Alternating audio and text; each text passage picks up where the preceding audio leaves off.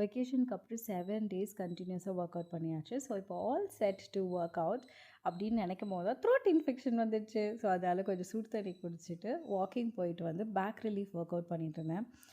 ஏன்னா லைட்டாக பெயின் இருக்கும் போதே வந்து பண்ணிட்டேன்னா எனக்கு கொஞ்சம் ரிலீஃப்டாக இருக்கும். இந்த யோகா ஒர்க் அவுட் ரொட்டீன் தான் வந்து 20 மினிட்ஸ் நான் வந்து எவ்ரி சிங்கிள் டே பண்ணினா ஸ்லிப் டிஸ்கில் என்னால் மூவே பண்ண முடியாதுன்னு நிலமையிலேருந்து ஐ காட் ரெக்கவர்ட். ஸோ அதை இன்னமும் ஃபாலோ பண்ணிகிட்ருக்கேன். இதெல்லாம் பண்ணிகிட்டே இருக்கும்போது பக்கத்து வீட்டிலேருந்து வந்து தக்காளி கொடுங்க அப்படின்னு கேட்டாங்க.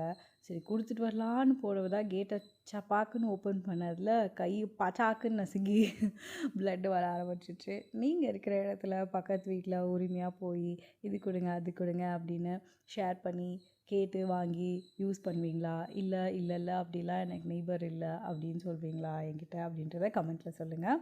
அண்ட் பை 10:15 இதெல்லாம் முடிச்சுட்டு நம்ம பிரேக்ஃபாஸ்ட் வந்து இட்லி வித் சிக்கன் குருமா என்னோட சின்ன வயசுலேருந்து இப்போ வரைக்கும் ஃபேவரட். எப்படி விட முடியும்? Starting right with protein.